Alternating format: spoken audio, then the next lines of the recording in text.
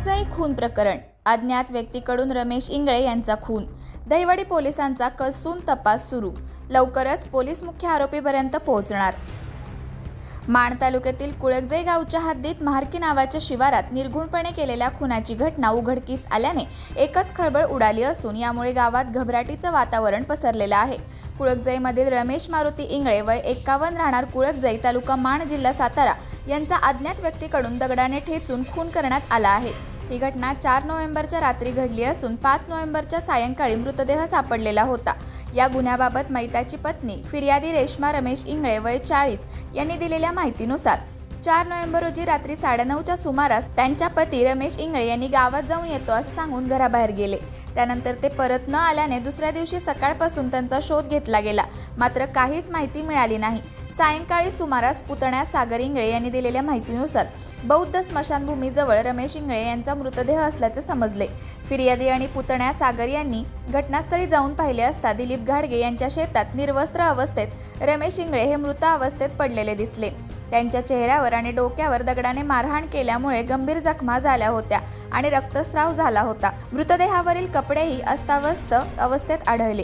गावातील काही नागरिकांनी दिलेल्या माहितीनुसार 4 नोव्हेंबर रोजी रात्री रमेश इंगळे हे दारूच्या नशेत बौद्ध वस्तीत बसले असताना रात्री 10:30च्या सुमारास गावातील शुभम चव्हाण हा त्यांना स्मशानभूमीकडे घेऊन जात असल्याचे काहींनी पाहिले होते।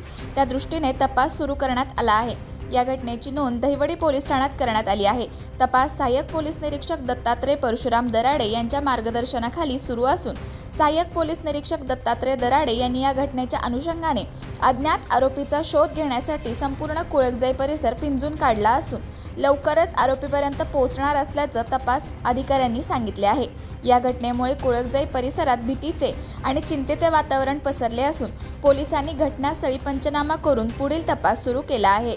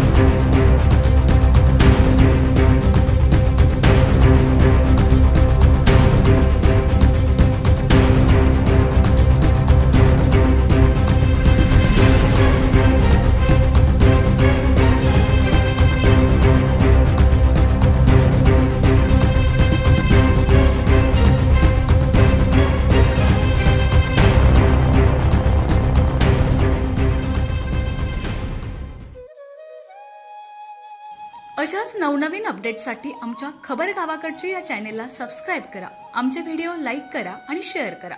धन्यवाद।